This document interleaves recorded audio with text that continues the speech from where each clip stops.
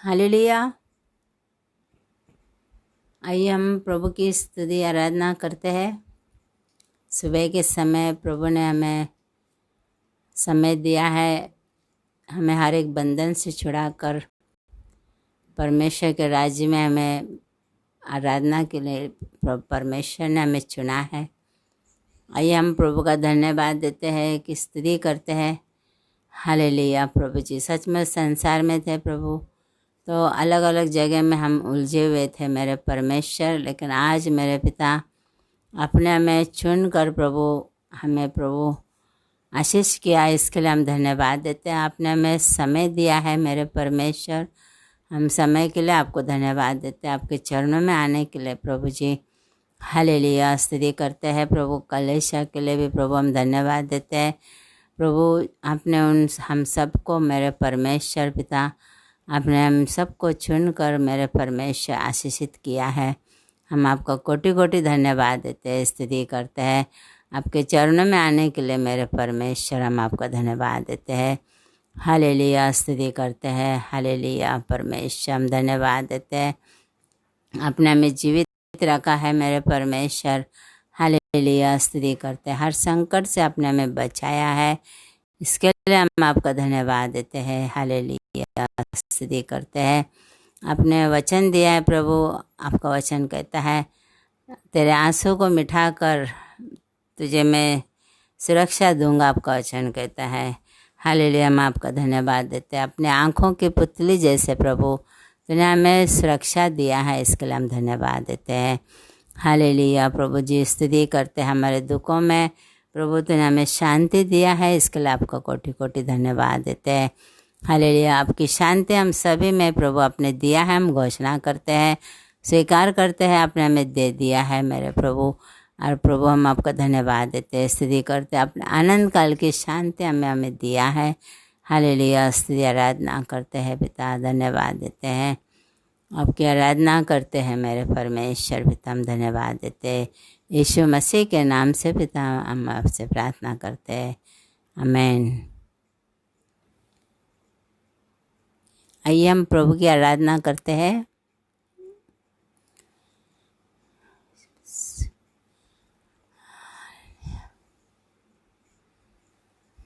जय यीशु मसीह। हालेलुया। यीशु जय यीशु मसीह। जय यीशु मसीह। हालेलुया।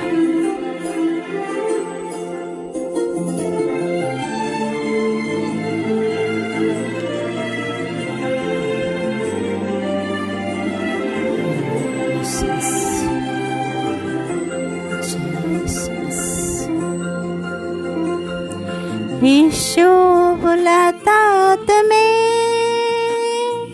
यीशु बुलाता तुम्हें, बड़ी चाहत के बाहों में लेने, यीशु बुलाता तुम्हें, यीशु बुलाता तुम्हें, यीशु बुलाता तुम्हें, यीशु बुलाता तुम्हें, बड़ी चाहत से बाहों में लेने, यीशु बुलाता तुम्हें, यीशु बुलाता तुम्हें।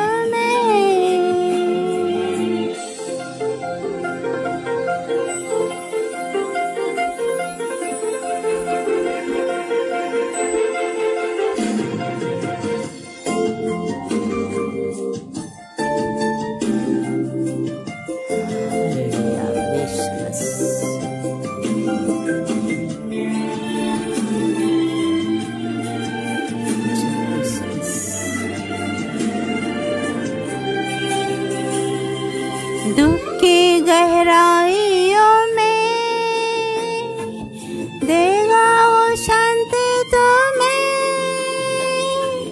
दुख की गहराइयों में देगा वो शांति तुम्हें,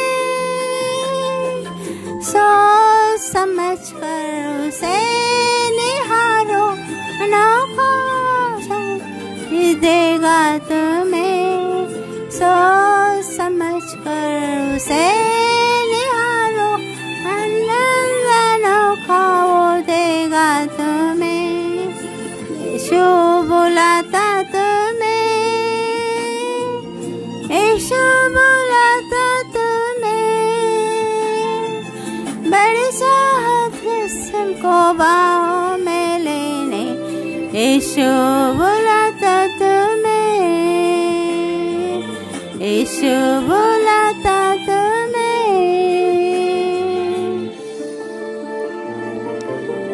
हालेलुया, विश्वास।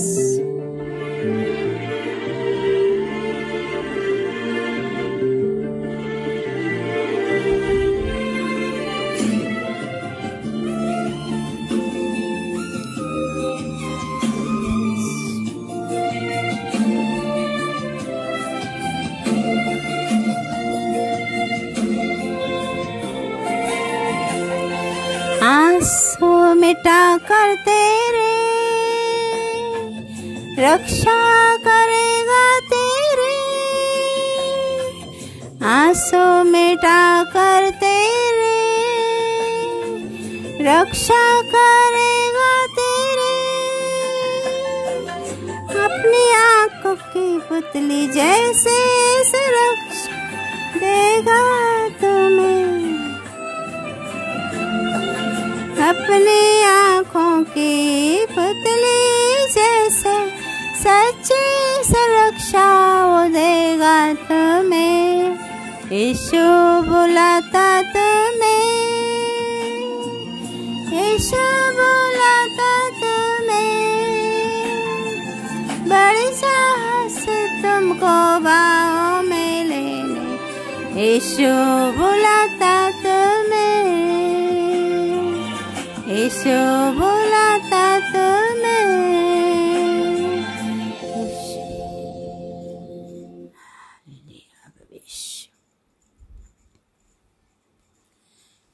हालेलुया, स्तुति करते हैं पिता। हालेलुया, हम धन्यवाद देते हैं, स्तुति करते हैं। हालेलुया परमेश्वर, सचमुच प्रभु हम आपका धन्यवाद देते हैं, स्तुति करते हैं।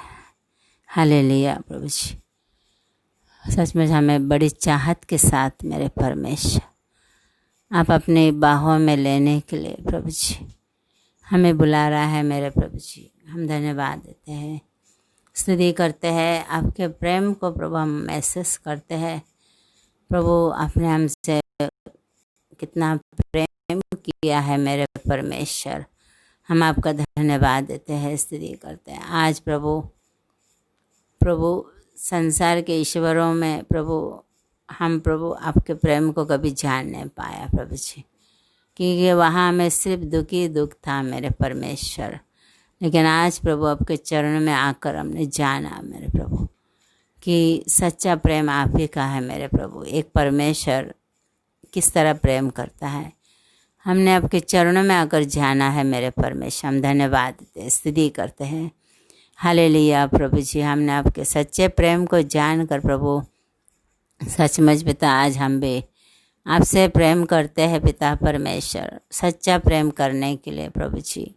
और आप हमें वो समझ दे मेरे परमेश्वर, वो हृदय दे मेरे पिता कि हम आपसे सच्चा प्रेम कर सकें। हालेलुया, हम आपका धन्यवाद देते हैं प्रभु, स्तुति करते हैं। हालेलुया प्रभु, ताकि हमें कोई भी आपसे अलग ना कर सके प्रभु। हम प्रार्थना करते हैं पिता, हम धन्यवाद देते हैं। आगे का समय आपके हाथ में सौंपते हैं। हालेलुया प्रभु जी, वचन के द्वारा प्रभु हम सभी को तो आशीषित करना मेरे प्रभु, क्योंकि आपका वचन हमें जीवन देता है, वो भी आनंद काल का जीवन। हालेलुया प्रभु, हम धन्यवाद देते हैं, स्तुति करते हैं। हालेलुया प्रभु, आप पास्टर को प्रभु आशीष कर, प्रभु वचन देने में मदद कर। हालेलुया पिता, ताकि आपके वचन हम प्रभु लोगों तक पहुंचा सके मेरे परमेश्वर, लोग आशीषित हो जाएं। यीशु के नाम में पिता हम प्रार्थना करते, सारे लोगों को आपके हाथ में सौंपते हैं। उनका हृदय आप तैयार कीजिए मेरे परमेश्वर, ताकि आपके वचन जो हमारे लिए जीवन है प्रभु वचनों को हम ग्रहण कर सके। यीशु के नाम से पिता हम प्रार्थना करते हैं। सारी प्रार्थना यीशु के नाम से करते हैं। आमेन, आमेन।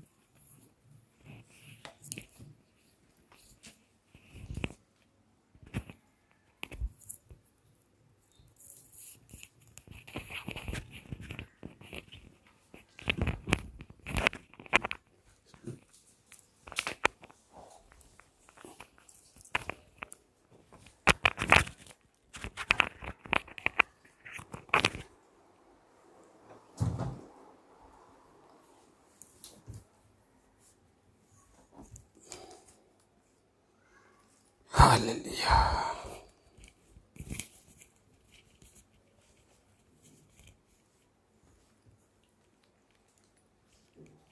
हालेलुया।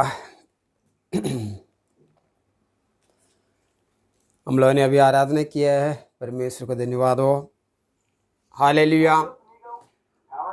सचमुच आज के दिन सर्वशक्तिवान परमेश्वर हमें दिया है कि इस सुबह के समय अब उसकी आराधना करें। हर एक दिन उसका है, हर दिन हम उसकी आराधना करना है, कि हर समय उसकी आराधना करना है, उसकी महिमा करना है। लॉकडाउन चल रहा है, अभी हम 6वां महीने में प्रवेश कर रहा है कि सितंबर से कुछ प्रभु की दया से कुछ छूट मिल जाएगा, ऐसा समाचार सुन रहे हैं। प्रभु आशीष करे। परमेश्वर का सभा जैसा कई लोगों का काम धंधा, नौकरी, बिजनेस या फैक्ट्री ये सब शुरू होने पाए, कि लोग जो परेशानी में है, कितना महीनों से कितना तकलीफ के साथ लोगों का जीवन है। हम निरंतर परमेश्वर से प्रार्थना करें, प्रभु का सामर्थ, प्रभु का अनुग्रह हमारे जीवन में हो। इस सब सारे बातों के चलते हुए हमारे सीनियर पास्टर ने ऐलान किया है कि पास्टर गब्रियल नली ने कि हमारे सारे कलीसिया 21 दिन का उपवास और प्रार्थना करें। हर साल हम ये करते हैं और इस साल भी हम उपवास और प्रार्थना करें। उसमें कई सब्जेक्ट है, कई विषय है। सितंबर 1 तारीख से लेकर 21 दिन तक 21 दिन का उपवास प्रार्थना का हमने ऐलान किया है, अनाउंस किया है। आप लोग सब तैयार रहे कि उपवास और प्रार्थना करने के लिए। और उपवास और प्रार्थना में जाने से पहले मैं उपवास के विषय में आप लोगों को कुछ बताना चाहता हूँ, जो बातें मैंने सीखा है। जब उपवास और प्रार्थना, उपवास क्यों करना है, उपवास प्रार्थना करने का उद्देश्य क्या होना है, अब उपवास और प्रार्थना किस नजरिए से करना है और इसका फल क्या होगा। हम पवित्र शास्त्र से देखेंगे कि पवित्र शास्त्र में परमेश्वर के जो जन हैं, उन लोगों ने जो उपवास और प्रार्थना किया, और उन लोग किस बात के लिए किया था, और उसका फल किस तरह प्रकट हुआ, और परमेश्वर उनके साथ किस तरह कार्य किया, ये सारे बातें लिखा है। हम कुछ लोगों को उदाहरण को लेकर आज हम परमेश्वर का वचनों पर जाएंगे। उससे पहले हम लोग प्रार्थना करें कि पवित्र आत्मा हमारा सहायता करे। पवित्र पिता परमेश्वर, आपको धन्यवाद करते हैं प्रभु यीशु के पवित्र नाम से। पिता परमेश्वर, आपको दया, आपको अनुग्रह के लिए धन्यवाद करते हैं प्रभु। इस सुबह के सभा को हम आपको हाथ में देते हैं प्रभु। सुनने वालों को हृदयों को छू लीजिए प्रभु, और भी प्रभु लोग आपका वचनों को सुनने पाए। मेरा परमेश्वर पिता, आप दयालु है, आप हर एक से प्रेम करते हैं। आपका वचन में सामर्थ्य है, आपका वचन में आशीष है, आपका वचन में ही जीवन है प्रभु। आपका वचन जिसका हृदय में जाता है वो 100 गुना फल लाता है प्रभु। मैं विश्वास करता हूँ परमेश्वर के वचन के विरुद्ध, प्रभु के कार्य के विरुद्ध दुष्ट का हर योजना को हम यीशु के नाम से तिरस्कार करते हैं, और हर एक हृदय आत्मा प्राण में प्रभु के शांति को घोषणा करते हैं कि परमेश्वर का वचन हर एक हृदय में 100 गुना फसल को लाए, उनके जीवन में 100 गुना आशीष को प्रकट होने दे प्रभु। हम धन्यवाद करते हैं प्रभु, आदरमय हम आपको देते हैं, यीशु प्रभु के नाम से प्रार्थना पिता परमेश्वर से करते हैं, आमीन। हालेलुया। प्रभु आपको आशीष करे। हम शुरुआत करें कि पुराना समय में भी लोग उपवास और प्रार्थना करते थे। उपवास और प्रार्थना परमेश्वर का आज्ञा था। सब जगह पर परमेश्वर का आज्ञा नहीं था, लेकिन कुछ जगह पर परमेश्वर का आज्ञा भी था। और कुछ लोग स्वयं उपवास और प्रार्थना का, कुछ परमेश्वर के अगुए लोग उपवास और प्रार्थना का ऐलान किया था। इसरा का पुस्तक हमेशा पढ़ते हैं हम लोग। इसरा 8वां अध्याय में उपवास और प्रार्थना के विषय में थोड़ा गंभीरता से दिखाया गया। और वहाँ यशरा जो है परमेश्वर का बड़ा दास, यरूशलेम मंदिर के विषय में उसने सुना। यरूशलेम मंदिर को बनाने के लिए उन्हें जाना था, वह कुछ लोग इकट्ठा कर रहा था, लेकिन उन बातों को उसने जाना था कि ऐसा वह हम जाना और वह काम करना इतना आसान नहीं है।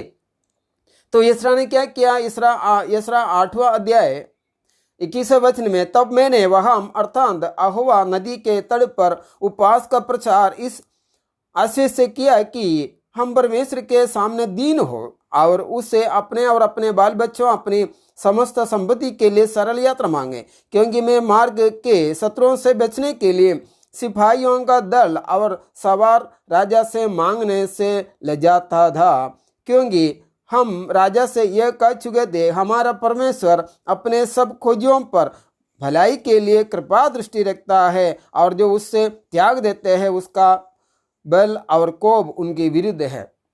हालेलुया। तो यशरा यहाँ उपवास और प्रार्थना का आह्वान किया। यशरा का यह उद्देश्य था कि परमेश्वर के लोग एक साथ एक मन में परमेश्वर का भवन को बनाने के लिए साथ चले।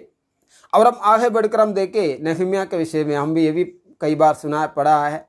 एक नज़र हम नहम्याह को डाले। नहम्याह 1 अध्याय। नहम्याह ने सुना है कि यरूशलेम के शहर पनाह टूटा हुआ है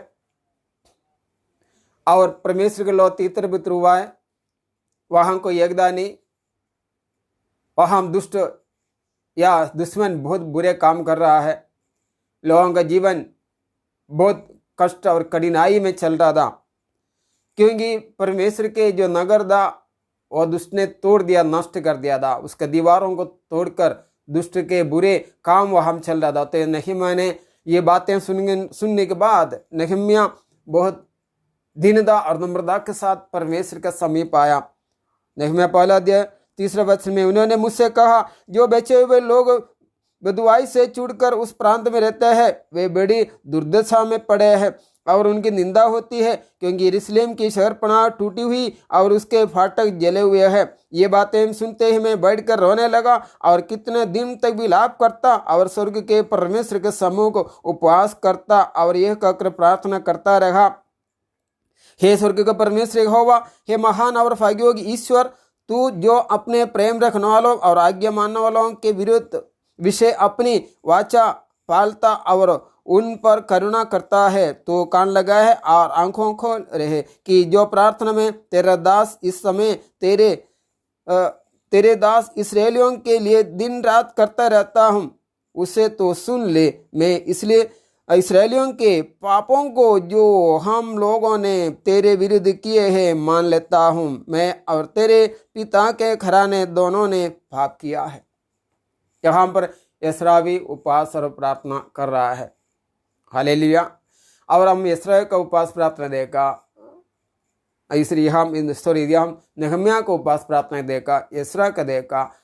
और देखिए आगे बढ़कर हम पढ़े कई जगह पर परमेश्वर भी उपवास और प्रार्थना का आह्वान कर रहा है। जैसा योबेल में ये लिखा है कि परमेश्वर अपने दास से कह रहा है, योबेल 2 अध्याय 12वां वचन, तो भी यहोवा की ये वाणी है, अभी भी सुनो, उपवास के साथ रोते पीटते अपनी पूरे मन से फिर कर मेरे पास आओ, अपने वस्त्र नहीं अपने मन ही को फाड़ कर अपने परमेश्वर यहोवा की ओर फिरो, क्योंकि वह अनुग्रहकारी दयालु विलम्ब से क्रोध करने वाला करुणा निधान और दुख देकर पछताने हारा है। क्या जाने कि वह फिर कर पछताए और ऐसी आशीष दे जिससे तुम्हारे परमेश्वर यहोवा का अन्न बलि और अर्थ दिया जाए। ये परमेश्वर के दास का आह्वान था कि उपवास और प्रार्थना सिर्फ अपने संसारिक विधि से नहीं, फिर उसने कहा अपने हृदय को फाड़ कर परमेश्वर का सम्मुख आए। हालेलुया। और उपवास और प्रार्थना के विषय में और भी कई जगह पर बहुत विस्तार से भी लिखा है, लेकिन हम उन सारे जगह पर नहीं जाएंगे। हम कुछ बातों को और नजर डालें। जैसे हमने पहले ये बातें कहा कि उपवास और प्रार्थना किस बात के लिए करना है, उपवास और प्रार्थना करने का उद्देश्य क्या होना है ना। उपवास और प्रार्थना संसार में भी लोग करते हैं, वहाँ बहुत लोग संसार में करते हैं कि संसार में लोग ज़्यादातर अपने संसार के कार्य अभिलाषा पूर्ण होने के लिए करते हैं। शायद मिसी लोग में भी करते होंगे, है ना। संसार के लोग भी उपवास करते हैं और लोग भोजन छोड़ते हैं, सब कुछ करते हैं।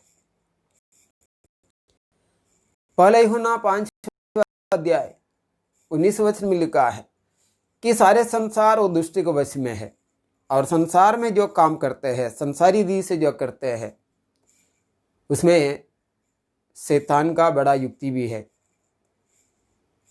एक माँ ने अपने बेटे के लिए उपवास प्रार्थना किया और बहुत दिन तक उसको नौकरी नहीं मिल रहा था। वह उसका पढ़ाई बहुत अच्छा हुआ था, मैं उनको जानता हूँ। और माँ ने बहुत दिल से उपवास और प्रार्थना किया कि मेरे बेटे को अच्छा नौकरी मिले, काम धंधा अच्छा हो और घर परिवार अच्छा चले। और बाद उसको बहुत अच्छा नौकरी मिला और नौकरी करते बाद में विदेश चला गया, वहाँ भी उसको अच्छा नौकरी, सब कुछ उसको मिला, परिवार भी मिला, धन संपत्ति भी बहुत मिला। लेकिन वो अपना माँ से या परिवार से एकदम दूरी हो गए, वो अपने जीवन में एकदम लग गए। लेकिन उससे भी बुरी बात ये हुआ कि कई दिनों के बाद धन संपत्ति के ये जो बढ़ोतरी का कारण शायद उनका स्वभाव, उनका नज़र संसार की ओर चले गए और संसार के कई पाप उनके जीवन में बढ़ गए, क्योंकि उनके पास दोस्त लोग होता है, धन संपत्ति, पैसा भी ज़्यादा है कि उसी के द्वारा वो नशा में, दारू में, ऐसा उसका जीवन आखिरी में वही माँ को फिर उसका आत्मा, उसका प्राण बचाने के लिए सर फोड़ फोड़ कर उपवास प्रार्थना करना पड़ा। ये एक उपवास प्रार्थना है, एक उद्देश्य, संसार के चीज़ों का उद्देश्य के लिए हम लोग करते हैं। हमें परमेश्वर के ओर से आशीष की जरूरत है। परमेश्वर ये नहीं कहते कि हमें आशीष नहीं देगा, लेकिन जब आशीष के लिए हम परमेश्वर के समूह आते हैं कि दुष्ट भी मन में कई बातें डालते हैं और संसार के लोग भी ऐसे से बातें कहते हैं, उपवास प्रार्थना करो। पास्टर भी कहते हैं उपवास प्रार्थना करो, आगे लोग कहते हैं उपवास प्रार्थना करो, सब ठीक है। लेकिन उपवास और प्रार्थना, एक बहन ने उपवास प्रार्थना की, उनको मोबाइल की जरूरत था, मुझे ये बात कहा था, मोबाइल की जरूरत था, सेलफोन उसको चाहिए था, अच्छा चाहिए था उसको, इसके लिए उपवास प्रार्थना किया। 2 दिन के बाद या 3 दिन के बाद एक दोस्त आया, उसके पास एक सेलफोन दे दिया हो, तो उसने बहुत बड़ा उसको बहुत खुशी हो गया और उसने कहा ये बहुत बड़ा गवाही हो गया, मैं तो 7 दिन को उपवास प्रार्थना करने वाला था, 3 दिन में ही मेरे लिए काम हो गया, देखो कितना अद्भुत बात है। वो तो एक दिन चलाया, दूसरे दिन चलाया, लेकिन तीसरे दिन उसका कुछ ना कुछ खराबी निकलने लगा। ऐसा एक हफ्ता 7 दिन तक होने से पहले ही 3 बार बिगड़ गया। फिर जब वो जो बिगड़ते तो बनाने के लिए ले जाते हैं, ऐसा कर करके उनका हाथ से बहुत पैसा जाने लगा, फिर बहुत उदासी हो गया। फिर ऐसे सोचने लगे, उपवास प्रार्थना किया, परमेश्वर ने दिया, फिर ऐसे क्यों मैं बिगड़ रहा है। कई लोग सुना, कई लोगों के अंदर कुछ निराशा आ गया। प्यारों, ये परमेश्वर ने नहीं दिया है, ये जो है परमेश्वर ने नहीं दिया, ये शैतान ने दिया। परमेश्वर जो देते, जो चीज़ जो है बिगड़ा हुआ चीज़ नहीं देता, खराब होने के लिए नहीं देता, फेंकने के लिए नहीं देता, वो सचमुच सही उपयोग के लिए देता है। जो वहाँ भी उपवास प्रार्थना किया, मनुष्य के ये सब चीज़ की जरूरत है, लेकिन यहाँ कुछ गलतियाँ मनुष्य करते हैं। उपवास और प्रार्थना के विषय में भी कई गलतियाँ मनुष्य करते हैं। कुछ लोग अपने घर का अगर कुछ मैटर रहेगा तो उसके लिए भी उपवास प्रार्थना करो, भोजन के लिए या ऐसा कुछ नौकरी के लिए, काम धंधे के लिए उपवास प्रार्थना करो, उपवास प्रार्थना करो। अगर हम संसार में चलते रहेंगे, संसार के स्वभाव में चलते रहेंगे, जैसा उसके वो माँ ने अपने बेटे के लिए उपवास प्रार्थना किया, नौकरी तो मिला, धन संपत्ति बढ़ा, सब कुछ हुआ, लेकिन आखिरी में उसका जान, उसका प्राण खतरे में आ गया। हालेलुया। मैं उपवास प्रार्थना नहीं करने के विषय में नहीं कह रहा हूँ, उपवास प्रार्थना करना है, लेकिन किस तरह करना है, किस बात के लिए करना है, किस उद्देश्य के लिए करना है। हालेलुया। और हम यहाँ पर देखते हैं यिशै के विषय में हमने पढ़ा, अभी पढ़ा, यिशै क्यों उपवास प्रार्थना किया। उसका एक ही उद्देश्य है कि मनुष्य परमेश्वर के सामने नम्र और दीन बने। हालेलुया। और इसके नीचे यिशै ने यह भी परमेश्वर से मांगा कि मुझे मनुष्य के सहायता नहीं चाहिए, मुझे सिर्फ परमेश्वर का सहायता चाहिए। और ये भी उसने ये बात को जाना कि परमेश्वर अपने खोजने वालों को उत्तम प्रतिफल देता है, इसलिए मैं सबसे पहले मेरे सारे जरूरतें के लिए मेरे परमेश्वर के सामने जाऊंगा। क्यों परमेश्वर के सामने क्यों गया? कि सब उसका लोगों का मन दीन और नम्र बने, लोग परमेश्वर के भय में चले और लोग परमेश्वर को ही ढूंढते रहे। हालेलुया। नहम्याह ने क्या प्रार्थना किया? नहम्याह ने इस्राएलियों का पाप को लेकर परमेश्वर के सामने पश्चाताप किया, विलाप किया।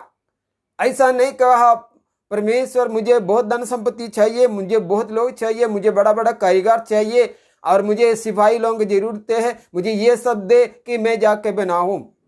नहम्याह ने ऐसा प्रार्थना नहीं किया। नहम्याह ने परमेश्वर के सामने इसराइलियों का पाप के लिए, उसका पाप का, उनका बुराई के लिए पश्चाताप करके प्रार्थना किया। प्रभु ये लोगों ने आपके विरुद्ध पाप किया, पीढ़ी पीढ़ी से लोग आपके विरुद्ध पाप किया है, हमने आपके विरुद्ध पाप किया है, हमने आपके विरुद्ध निंदा किया है, आपको उपासना छोड़कर हम संसार को उपासना किए, संसार के चीजों का दंडवत किए। नहम्याह ने बहुत दिल से गहराई से परमेश्वर के सामने हृदय खोलकर परमेश्वर के सामने ये सब बातें किया। हालेलुया। अब आगे आप नहम्याह का पुस्तक पढ़ोगे, परमेश्वर उस प्रार्थना को सुना, परमेश्वर एस्रा का प्रार्थना को सुना। हालेलुया। और भी कई लोग है, मूसा जो परमेश्वर को उपस्थिति में सीनै पहाड़ पर था, वहां मूसा 40 दिन कोई भी भोजन, कोई भी खाना नहीं खाया, क्योंकि परमेश्वर का आमने सामने खड़ा रहने से मूसा के जीवन से मूसा का या भूख या प्यास वो भूल गए, यानी कि पानी पिया ना भोजन किया, कुछ नहीं। मूसा सर्वशक्तिमान परमेश्वर के पवित्र उपस्थिति में आमने सामने खड़ा रहकर 10 आज्ञा को जो तकिया में लिखने के लिए परमेश्वर ने वहां बुलाया था, तो मूसा का उस समय कोई भूख ना प्यास था। हालेलुया। 40 दिन और रात।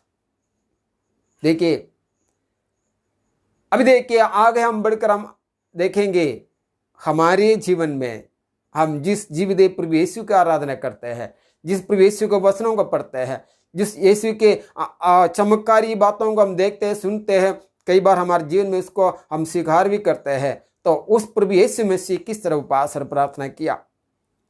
कई बार पढ़ा होगा, जो लोग बाइबल पढ़ते नहीं वो लोग भी जरूर ये बातें जरूर पढ़ा होगा। यीशु मसीह के उपवास और प्रार्थना मत्ती 4 अध्याय में यीशु मसीह जब पवित्र आत्मा प्राप्त किया यरदन से, यूहन्ना बपतिस्मा दादा से जो बपतिस्मा लेने के बाद जो पवित्र आत्मा उनको ऊपर उतरा और वो सीधे उपवास और प्रार्थना के लिए रेगिस्तान में चला गया, जंगल में चला गया। और 40 दिन प्रभु ना भोजन ना पानी, इस सारे चीजों को छोड़कर एकदम अलग होकर ऐसा जगह पर, रेगिस्तान ऐसे जगह पर या जंगल जैसे जगह पर परमेश्वर का उपस्थिति में गया और वहां शैतान 3 बार उसका परीक्षा किया।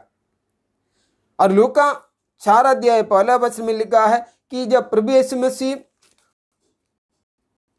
फिर यीशु पवित्र आत्मा से भरा हुआ, लूका 4 का 1 वचन में, यरदन से लौटा और 40 दिन तक आत्मा के सिखाने से जंगल में फिरता रहा और शैतान उसकी परीक्षा करता रहा।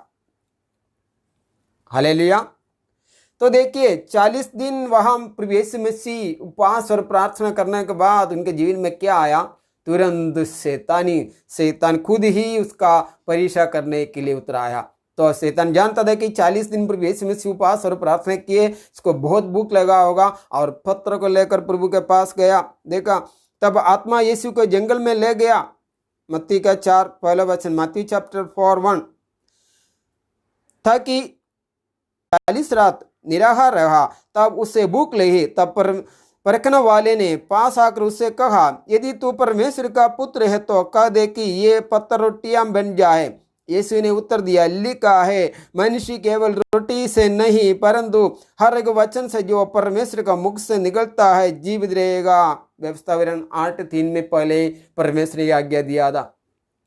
लिखा है, यीशु ने कहा, मनुष्य सिर्फ रोटी से नहीं परंतु परमेश्वर के मुंह से निकलते हुआ वचन से भी जीवित रहेगा। केवल रोटी से नहीं, यीशु ने ये नहीं कहा कि मनुष्य रोटी नहीं खाना है, तो यीशु ये भी नहीं कहा कि मनुष्य सिर्फ रोटी खा के जीवित रहेगा, लेकिन प्रभु यीशु ने कहा जो प्रभु परमेश्वर को मानते हैं, जो प्रभु के साथ रहते हैं या प्रभु का आज्ञा मानते हैं, वो व्यक्ति सिर्फ केवल रोटी से नहीं परमेश्वर के वचन से भी जीवित रहेगा।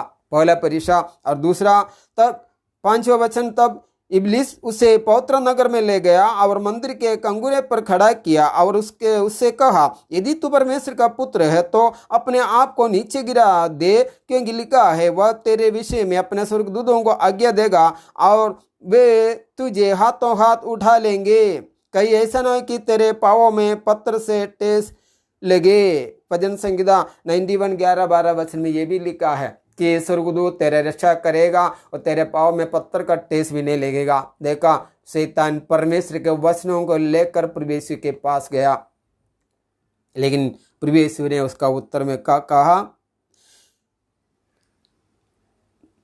तो यीशु ने उसको उत्तर दिया, यीशु ने कहा, यह भी लिखा है 7वां वचन, तू प्रभु अपने परमेश्वर की परीक्षा न कर, तो प्रभु अपना परमेश्वर की परीक्षा ना कर। व्यवसाय 6वां अध्याय 16 वचन में ये लिखा है कि तू अपना परमेश्वर का परीक्षा ना कर। तीसरा परीक्षा भी। फिर इब्लिस उसे एक बहुत ऊंचे पहाड़ पर ले गया और सारे जगत के राज्य और उसका वैभव दिखाकर उससे कहा, यदि तू गिरकर मुझे प्रणाम करे तो मैं यह सब कुछ तुझे दे दूंगा। तब यीशु ने उससे कहा, हे शैतान, दूर हो जा, क्योंकि लिखा है, तू प्रभु अपने परमेश्वर को प्रणाम कर और केवल उसी का उपासना कर। व्यवस्थावरण 6वां अध्याय 13 वचन, 10वां अध्याय 20वां वचन, तो सिर्फ अपना परमेश्वर होवा की उपासना कर। हालेलुया, हालेलुया प्यारों। अब ये तीनों बात हम जोड़ जोड़ के समझे पढ़े, यहाँ पर हम क्या सीखते हैं? उपवास और प्रार्थना प्रभु यीशु मसीह भी किया, लेकिन सबसे पहले हम उस पहले यीशु के साथ जो पहला परिचय हुआ था, वो जब भी प्रभु यीशु भूखा था। आज हम भी कई चीज़ों के लिए भूखा है, हम भी कई चीज़ों के लिए तड़पते हैं, हमें भी कई चीज़ का जरूरत है। तो शैतान प्रभु का परिचय किया, कहा कि तुम इस पत्थर को रोटी बना दे, तेरे पास सामर्थ्य है। लेकिन यीशु ने कहा, मनुष्य सिर्फ रोटी से नहीं परमेश्वर का वचन से भी जीवित रहेगा। सबसे पहला वचन का परिचय एक मसीह व्यक्ति के जीवन में होता है। सबसे पहला वचन का परिचय होता है कि जो वचन हम पढ़ते हैं उस वचनों को लेकर शैतान हमारा परिचय करना आता है। अरे वचन में ऐसे लिखा है, परमेश्वर ने कहा है तुझे ये मिलेगा वो मिलेगा, तू मांगो तो दिया जाएगा। देखो वचन में लिखा है मत्ती 7 अध्याय 7 वचन में, मांगो तो दिया जाएगा। बहुत लोग सर फोड़ कर मांगते हैं, मांगते बहुत दिन मांगते हैं, फिर उपवास करते हैं, लेकिन मिलता नहीं। फिर कहते हैं कि नहीं हो रहा है, परमेश्वर नहीं दे रहा है। कई लोगों के जीवन में मैंने कभी देखा, हमारे 20-22 साल के सेवकाई में कई लोगों के विषय में हमने सुना, शायद हमारे जीवन में भी ऐसा बात हुआ होगा, क्योंकि हमने मांगा, लेकिन किस हिसाब से मांगा, किस बात के लिए मांगा, क्या चीज को मांगा। हालेलुया।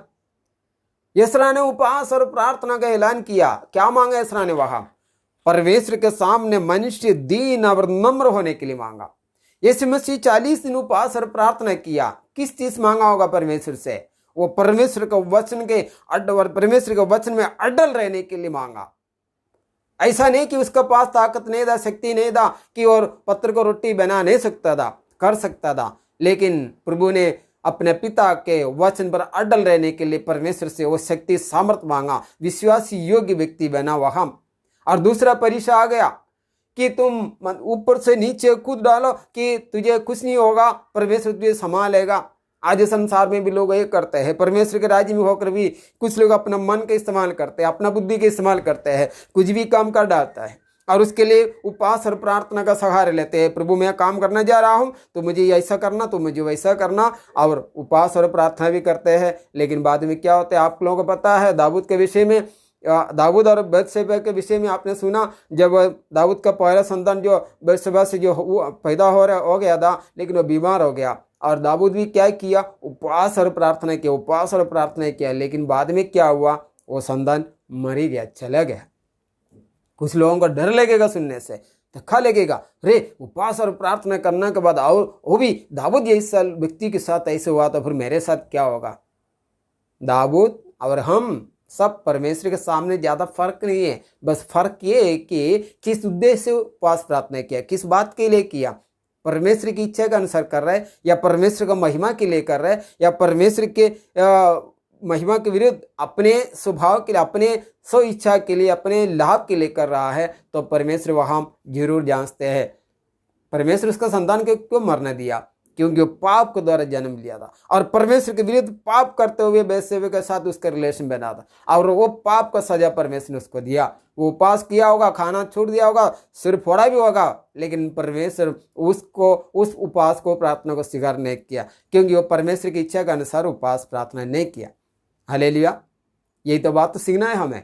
हम उपवास प्रार्थना करना है, लेकिन हमारे उद्देश्य होना चाहिए। यीशु मसीह को उपवास प्रार्थना देगा, 3 बातें वहां पे लिखा है। प्रभु ने शैतान से कहा, मनुष्य सिर्फ रोटी से नहीं, परमेश्वर का वचन से उसका मुंह से निकलता है, उस वचन से जीवित रहेगा।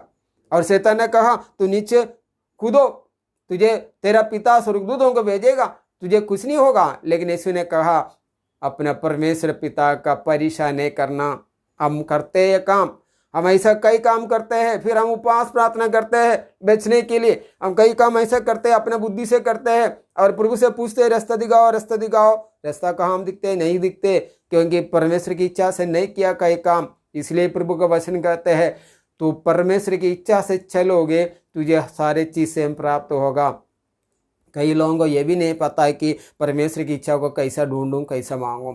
अब उसके बारे में हम आगे देखेंगे। और तीसरा परिचय होगा कि शैतान ने दुनिया के सारे वैभव, सारे राज्य, सारे राष्ट्र के धन संपत्ति सब कुछ दिखाया और कहा, 1 सेकंड के लिए तुम मेरे सामने झुकोगे तो ये सब कुछ तुझे दिया जाएगा, सब कुछ दिया जाएगा। तो परमेश्वर ने क्या उत्तर दिया? तो सिर्फ अपना परमेश्वर पिता के चरणों में सिर झुकाना है, उसी के सामने प्रणाम करना है और किसी के सामने नहीं। आज दुनिया में क्या हो रहा है? आज दुनिया में क्या हो रहा है? मसीहत में भी क्या हो रहा है, मसीह लोगों के जीवन में भी क्या हो रहा है, परमेश्वर के लोगों के जीवन में भी क्या हो रहा है। जब तकलीफ आए, परेशानी आए, आराम से लोग मनुष्य के सामने जाते हैं, प्रणाम करते हैं, सिर झुकाते हैं, मांगते भी मांगने जैसा। ऐसा है मसीह विश्वास? ऐसा नहीं है। अगर प्रभु यीशु मसीह ऐसा करता तो पूरे दुनिया का राजा बनकर जी सकता था, लेकिन प्रभु यीशु उस काम के लिए नहीं आया। प्रभु यीशु मसीह आत्माओं को जीतने के लिए, आत्माओं को बचाने के लिए, मनुष्य के जीवन में परमेश्वर का महिमा को प्रकट दिखाने के लिए आया था। हालेलुया। आज मनुष्य रोते, विश्वासी लोग कितना रो रो के जी रहा है कई जगह पर, सबने कई जगह पर क्यों रो रो के जी रहा है? क्योंकि परमेश्वर का महिमा को, असलियत को कई लोग अभी तक नहीं जाना है। उपवास और प्रार्थना किसके लिए करना है? एस्रा को उपवास और प्रार्थना के विषय में सुना, नहम्याह को उपवास और प्रार्थना के विषय में हम लोग सुना। वह हम अपने आप को दीन करने के लिए, अपने आप को पश्चाताप में लाने के लिए, अपने पापों को कबूल करने के लिए और अपने हृदय में, अपने जीवन में परमेश्वर का बड़ा दया के लिए उन्होंने उपवास और प्रार्थना किया। इसका मतलब अपने ही जीवन परिवर्तित होने के लिए। हालेलुया। यीशु मसीह क्यों उपवास और प्रार्थना किया? यीशु मसीह अपने लिए, उसी के लिए उपवास प्रार्थना किया। आपको बहुत शायद बुरा लगेगा बात सुनने से। यीशु मसीह सिर्फ उसी के लिए उपवास और प्रार्थना किया उस समय। क्यों?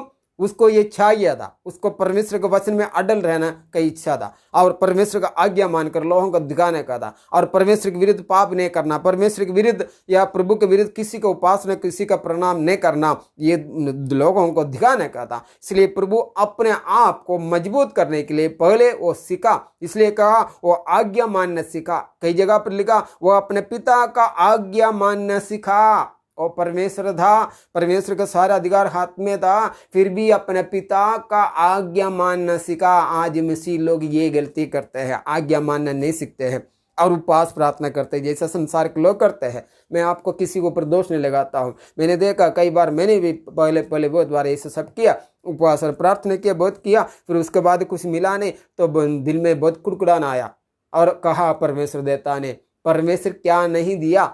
परमेश्वर सब कुछ दिया है, लेकिन हम प्राप्त नहीं कर पा रहे हैं क्योंकि हम अपने ही बुद्धि से, अपने ताकत से, अपने दिमाग से ये सब काम करते हैं, इसलिए नहीं मिला है। हालेलुया। योवेल के पुस्तक में क्या लिखा? 2 अध्याय 12 वचन में क्या कहा कि तेरा वस्त्र नहीं, तेरे वो चीज ने, ये चीज ने तेरे हृदय को फाड़ करा हो। पुराने समय में लोग उपवास प्रार्थना को दिखाता था, राग डालता था, मिट्टी में बैठता था, चिल्लाता था, रोता था, पीटता था। परमेश्वर कहा ये सब नाटक बंद करो, ये सब मेरे सामने नहीं करना है। अगर तू उपवास करने जा रहे हो तो पहले अपने आप को दीन करो, अपना आप को नम्र करो। उपवास और प्रार्थना में आपका मुंह से क्या शब्द निकलते हैं, आपका दिमाग में क्या चीज होता है, परमेश्वर यही परखते हैं। हमने इतना साल के सेवका में कितना लोगों को उपवास को देखा, 21 दिन क्या 40 दिन तक उपवास के लिए लोगों को देखा, फिर भी देखा दूसरा महीना या तीसरा महीना आराम से निकलाते लड़ाई के लिए। और वो बात ये बात करने के लिए क्या फायदा मिला, कहाँ फायदा मिला, क्या हुआ, वहाँ कुछ हुआ नहीं हुआ, क्योंकि वो कुछ संसारिक उद्देश्य के लिए किया गया, कुछ संसार का अभिलाषा के लिए किया गया, ये अपने खुद के जीवन के कुछ तकलीफ दूर होने के लिए किया गया। हालेलुया। अपना आप को सुधारने के लिए, अपने में परमेश्वर के सामर्थ्य होने के लिए, परमेश्वर का महिमा अपने खुद का जीवन में होने के लिए उपवास कीजिए। प्यारो, मैं बात सीख रहा हूँ, पहले समय में भी बहुत उपवास प्रार्थना करता था, लेकिन जब परमेश्वर का साथ चलने लगा, परमेश्वर की बातें कई गहराई से सीखने लगा। देखो कई जगह पर ऐसा नहीं कि हमारे पेट काली रहेगा तो भी परमेश्वर हमें सुनेगा, वैसा नहीं है। हमारे हृदय शुद्ध रहेगा तो परमेश्वर सुनेगा। कई लोग पेट काली रह के भोजन छोड़ के बहुत तो दुखी होकर उपवास प्रार्थना करते हैं। यीशु मसीह उसके बारे में भी उन लोगों को फटकाया। ऐसा उपवास फरीसी लोग करते, झूठ लोग करते हैं उन लोगों को दिखाने के लिए, लेकिन प्रभु कहते हैं वो झूठ लोग है। लेकिन परमेश्वर ने किस तरह उपवास के लिए कहा, तो तेरा गुप्त में तेरा पिता है वो तुझे देखेगा। कैसा देखेगा, तो प्रसन्न रहो, खुश रहो। हालेलुया। और हमारे हृदय खुश है, हमारे हृदय में प्रसन्नता है, हमारे हृदय में कपटता नहीं है, हमारे हृदय में बुराई नहीं है, हम अपने हृदय को खुला रखता है, उस उपवास प्रार्थना को फल मिलेगा। तो उपवास और प्रार्थना खुद का जीवन को परिवर्तन के लिए करना है। हालेलुया। एक वचन और जल्दी से हम पढ़ते हैं, यशायाह 58, यशायाह का 58 5वां वचन। जिस उपवास से मैं प्रसन्न होता हूँ, परमेश्वर कह रहा है, जिस उपवास से मैं प्रसन्न होता हूँ, अर्थात जिसमें मनुष्य स्वयं को दीन करे। हालेलुया। क्या तुम इस प्रकार करते हो? क्या सिर को झाऊ के समान झुकाना, अपने नीचे टाट बिछाना और राख फैलाने ही को तुम उपवास और यहोवा को प्रसन्न करने का दिन कहते हो? हालेलुया। प्रभु पूछते हैं किस उपवास में मैं प्रसन्न होगा। उसके विषय में 6वां अध्याय से लेके आगे बहुत बातें लिखा है। जिस उपवास से मैं प्रसन्न होता हूँ वह क्या यह नहीं कि अन्याय से बनाए हुए दासों और अंधे रहने वालों का जुआ तोड़कर उसको छुड़ा लेना और सब जुओं को टुकड़े टुकड़े कर देना। क्या वह यह नहीं कि अपनी रोटी भूखों को बांट देना, अनाथ और मारे फिरते हुओं को अपने घर ले आना, किसी को नंगा देकर वस्त्र पहनाना और अपने जाति भाइयों से अपने को न छिपाना। तब तेरा प्रकाश पाँव फटने के समान चमकेगा और तू शीघ्र चंगा हो जाएगा। तेरा धर्म तेरे आगे आगे चलेगा, यहोवा का तेज तेरे पीछे रक्षा करते चलेगा। तब तो पुकारेगा और यहोवा उत्तर देगा, तू दुहाई देगा और वह कहेगा मैं यहाँ हूँ। यदि तू अंधेर करना और उंगली उठाना और दुष्ट बातें बोलना छोड़ दे, उदारता से भूखों की सहायता करे और दीन दुखियों को संतुष्ट करे, तब अंधियारे में तेरा प्रकाश चमकेगा और तेरा घोर अंधकार दोपहर का सा उजाला हो जाएगा। Hallelujah, hallelujah. परमेश्वर क्या सिखाते हैं? हृदय का परिवर्तन, नम्रता, दीनता और दूसरों को ऊपर ध्यान, दूसरों को सहायता करना, दूसरे पर जैसा दुखी, कष्टी, अनाथ और विधवा कई लोगों के विषय में परमेश्वर यहाँ पर कहा है कि सब बातें मिलकर कहे कि अपने हृदय यीशु मसीह के हृदय का समान बनना, यीशु मसीह का हृदय परमेश्वर के सारे आज्ञा मानना और दीनता, नम्रता रहना और तरस का हृदय रहना, ये सब परमेश्वर हमारे जीवन में देखते हैं। अगर हमारे जीवन में इस चीज़ों का कमी है, इस चीज़ों का कमी हमारे जीवन में आज भी हम महसूस कर रहा है, तो परमेश्वर का जनों को मैं एक ही बात कहना चाहता हूँ, उपवास प्रार्थना उसके लिए करो कि प्रभु यीशु का स्वभाव हमारे हृदय में आए। परमेश्वर का वचन यीशु मसीह ने कहा तू सिर्फ रोटी से नहीं परमेश्वर का वचन से ही जीवित रहेगा। परमेश्वर का वचन हमारे जीवन में जीवित कार्य करे, उस वचन में हमारे विश्वास अडल रहने दे। हालेलुया। और परमेश्वर का परेशान न करे। जब हमारे जीवन में कष्ट तकलीफ आते हैं तो उसके विरुद्ध, प्रभु के विरुद्ध कुड़कुड़ाना मत। प्रभु ने हमें आज्ञा दिया है, लेकिन हम कभी कभार गलत करते हैं। हमारे जीवन में कुछ तकलीफ आते हैं, कोई लोग हमें सताते हैं, लोग हमारी निंदा करते हैं, भले बुरे कहते हैं, तो हम लोगों के विरुद्ध, परमेश्वर के विरुद्ध कुड़कुड़ाते हैं। कभी प्रभु का दासों के विरुद्ध या प्रभु के भवन के विरुद्ध कुड़कुड़ाते हैं। अब पूरे लोगों को पर हम निंदा करते हैं। परमेश्वर ने हमें ऐसा नहीं सिखाया। अगर हमारे जीवन में परीक्षा हो रहा है कि प्रभु से पूछे परीक्षा किस बात के लिए हो रहा है, ये हमारे गलती के कारण है, तो सुधरे, वहाँ पश्चाताप करे। अगर कुछ परीक्षा ऐसा होता है कि शैतान ऐसा परीक्षा लाता है कि परमेश्वर की इच्छा से होता है कि प्रभु के लोग आत्मिक स्तर पर बढ़े, तो ऐसा रहेगा तो बहुत नम्रता से, दीनता से प्रभु का धन्यवाद करते हुए सहले कि आने वाला दिन उससे भी बड़ा आशीष में अपना जीवन बदल जाए। हालेलुया। लेकिन कई बार लोग ये सच्चाई को भूल जाता है, सीधा लोगों के ऊपर आंखें उड़ाते हैं, लोगों को निंदा करते हैं और लोगों के ऊपर ये सारे अपने ऊपर जो मुसीबत आए उसका सब जिम्मेदार लोगों को ठहराते हैं। तो वहाँ हम परमेश्वर काम नहीं करता। प्यारों, देखो शैतान ने यीशु मसीह से कहा तुम एक क्षण मेरे सामने झुको, सब कुछ तुझे दिया जाएगा। आज संसार करते हैं, बहुत कुछ करते हैं, लेकिन यीशु मसीह ने कहा तू अपने सृष्टिकर्ता परमेश्वर के सामने झुकना। हम पढ़ते ही कई बार हमने पढ़ा है व्यवस्था विवरण 28 अध्याय, प्रभु ने कहा अगर तुम मेरी उपासना करोगे, मेरा आज्ञा मानोगे, सारे आशीषन जो वहां पर लिखा गया है वो सारे आशीषन तुझे दिया जाएगा। उसके लिए तुझे सर फोड़ने की जरूरत नहीं है। प्रभु ने वहां आगे दिया है कि तेरे खेती में, हाँ, तेरे बैल पशु सारे चीजों में हर प्रकार का आशीष मैं तुम्हें दे दूंगा। ये परमेश्वर का आज्ञा। आप परमेश्वर की इच्छा है कि हम परमेश्वर का आज्ञाओं को मानकर उसके उपासना करते हुए हम हमारे जीवन में परमेश्वर से आशीष पाए, लोगों के सामने रोते बिटते नहीं। देखो प्रभु ने कहा यदि तू अपने परमेश्वर यहोवा की सब आज्ञा है जो मैं आज तुझे सुनाता हूँ। व्यवस्था विवरण डिटोनॉमी 28 फर्स्ट 28 अध्याय का पहला वचन, चौकसी से पूरा करने को चित्त लगाकर उसकी सुने तो वह तुझे पृथ्वी के सब जातियों में श्रेष्ठ करेगा। सब जातियों से श्रेष्ठ करेगा। बताइए कहाँ पे श्रेष्ठता, किस बात में श्रेष्ठता? धन संपत्ति श्रेष्ठता है?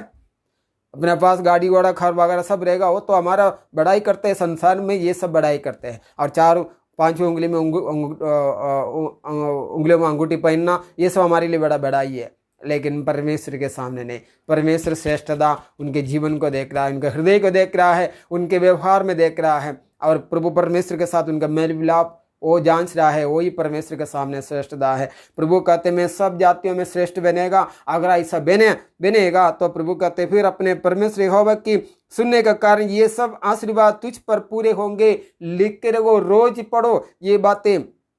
धन्य हो तो नगर में, धन्य हो तो खेत में, धन्य हो तो तेरी संतान और तेरी भूमि की उपज और गाय और भेड़ बकरी आदि पशुओं के बच्चे। धन्य हो तेरी टोकरी और तेरी कटौती। धन्य हो तो भीतर आते समय और धन्य हो तो बाहर जाते समय।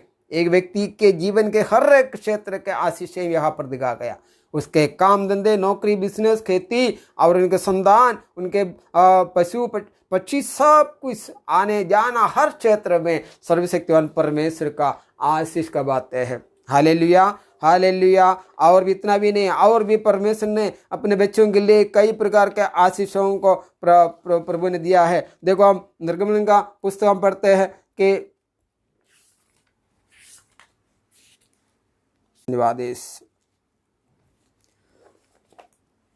जैसा निर्गमन हमने मूसा के विषय में सुना, मूसा सीनाई पहाड़ से उतर रहा था परमेश्वर के 10 आज्ञाओं को लेकर। तो लोगों ने मूसा के चेहरे को देखा। निर्गमन 34, एक्सोडस 34, 28, 28। मूसा वहां यहोवा के संग 40 दिन और रात रहा और तब तक न तो उसने रोटी खाई और न पानी पिया। और उसने उन तकियों पर वाचक के वचन अर्थात 10 आज्ञा लिख दी। 29। जब मूसा साक्षी की दोनों तकियां हाथ में लिए हुए सीनै पर्वत से उत्तर रहा था। तब यहोवा के साथ बातें करने के कारण उसके चेहरे से किरणें निकल रही थी, परंतु वह यही नहीं जानता था कि उसके चेहरे से किरणें निकल रही है। तब हारून और सब इस्राएलियों ने मूसा को देखा कि उसके चेहरे से किरणें निकल रही है, तब वे उसके पास जाने से डर गया। हालेलुया। यह तो इस सच्चा उपवास का दूसरा एक नमूना है। सच्चा हृदय के साथ सर्वशक्तिमान परमेश्वर के उपस्थिति में रहने से, प्रभु को उपस्थिति में चलने से देखा उसके चेहरे से ऐसा किरण निकल रहा था जो मनुष्य अपने स्वाभाविक आंखों से देख नहीं पाता था। हालेलुया। आज ऐसा मसीह है, मसीह लोगों में ऐसा है, ऐसा विश्वास है। मसीह लोग आज क्यों परमेश्वर के सामने जो जीवित परमेश्वर पर विश्वास करते हैं, उन लोगों को सचमुच कितना तरीके से और भी बदलना है प्यारों। मैं चाहता हूँ, मैं आपसे विनती करता हूँ, अगर आप आने वाला दिन आप उपवास प्रार्थना करें। इस 1 तारीख से सितंबर 1 तारीख से 21 तारीख तक हम लोग उपवास प्रार्थना करने वाला है, लेकिन उपवास प्रार्थना करने का जो नजरिया है वो बदल डाले। सबसे पहले हर एक व्यक्ति अपने लिए उपवास प्रार्थना करे, अपने जीवन सुधरने के लिए, खुद का जीवन सुधरने के लिए, खुद का जीवन प्रभु यीशु मसीह के समान होने के लिए उपवास प्रार्थना करे, प्रभु यीशु के स्वभाव में बदलने के लिए उपवास प्रार्थना करे। अगर प्रभु यीशु के स्वभाव में हमारा जीवन बदल रहा है, परमेश्वर के आज्ञा में हम परिपूर्ण होते जा रहा है, तो हमें संसारिक चीजों के लिए विलाप करने का कोई भी जरूरत नहीं। यीशु ने कहा, मत्ती 6 अध्याय 33 वचन, कितना हजारों बार हमने पढ़ा होगा, सुना होगा कि अगर तुम मेरे राज्य और धार्मिकता को खोज करोगे, तुम्हारे पीछे जो चीजें जरूरत है मैं तुम्हें दे दूंगा, है ना। परमेश्वर ने क्या कहा, तुम मेरे पीछे, मेरे धार्मिकता, मेरे राज्य का खोज करना। हालेलुया। यशरा ने अपने लोगों से ये कहा, तू परमेश्वर का खोज करो। हर एक जन जो पाप में था, बुराई में था, परमेश्वर के राज के प्रति इनको चिंता नहीं था। कई लोग कहते हैं मैं परमेश्वर के राज के लिए उपवास प्रार्थना करता हूँ। गलती मत करो, परमेश्वर के राज के लिए प्रभु करेगा। तुम पहले अपने लिए करो। तुम बोलेंगे मुझे सेवकाई करना है, वो लोग सेवकाई जाना है, मैं उपवास प्रार्थना करता हूँ, कुछ फायदा नहीं होगा। पर तुम्हारा हृदय, अपना मन शुद्ध होना चाहिए और त्याग करने का तैयार होना चाहिए। प्रभु का सेवा जो भी हालत में मैं सामना प्रभु का सेवा करूंगा करके निर्णय करना, और निर्णय है वही सबसे बड़ा विश्वास है, वही सबसे बड़ा प्रेम है। फिर आगे आत्मिक सामर्थ्य के लिए उपवास प्रार्थना करो।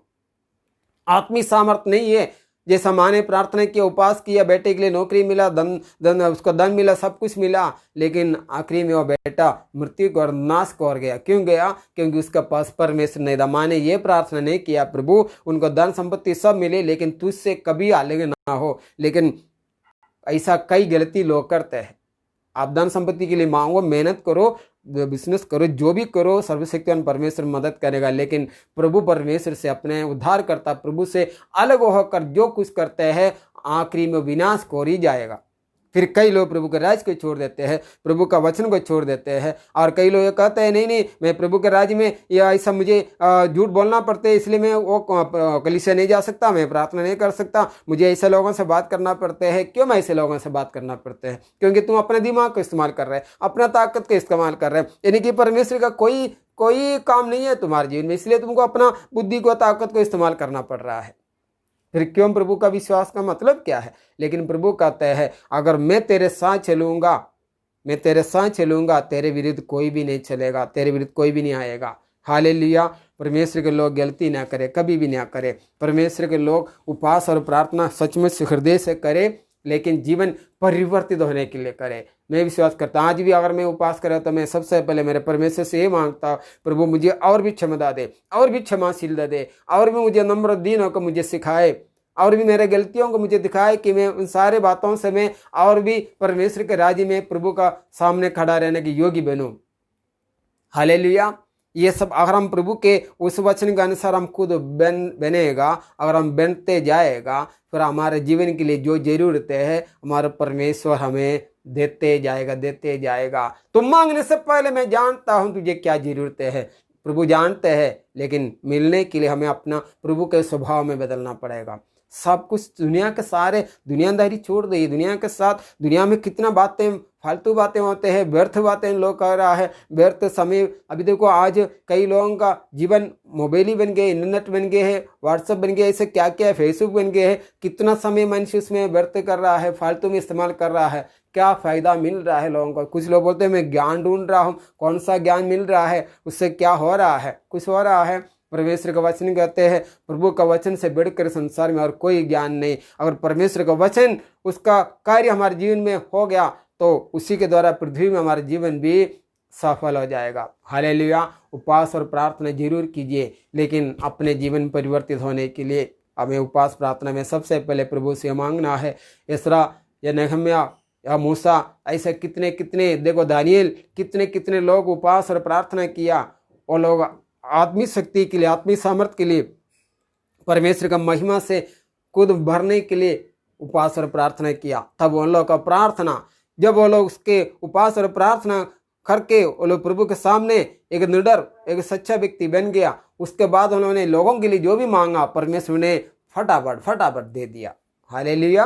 तब तुम मांगो। अब तुम परमेश्वर के सामने एक योग्य व्यक्ति बनो, पश्चाताप के साथ, दीनता नम्रता के साथ प्रभु के सामने एक योग्य व्यक्ति बने। उसके बाद दूसरों के लिए मांगे, प्रभु इनके ये कष्ट है, प्रभु तो सहायता करना, प्रभु उसका सहायता करेगा। लेकिन उसको अगर हम बोले प्रभु उसको संसार की चीज़ का बहुत ज़रूरत है, प्रभु उससे पहले कहेगा तुम उसका आत्मा के लिए मांगो। अगर हम उसका आत्मा के लिए उद्धार मांगते हो, जरूर परमेश्वर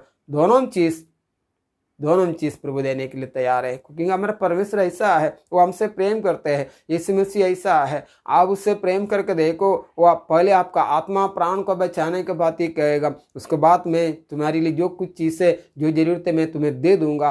वो हमारे परमेश्वर का वादा है। हम अपना आप को बदले, अपने हृदय के बदले, अपने सोच के बदले, अपने जो बातचीत के जो बातें, जो सिस्टम है, वो सब बदले से बहुत बदलना चाहिए।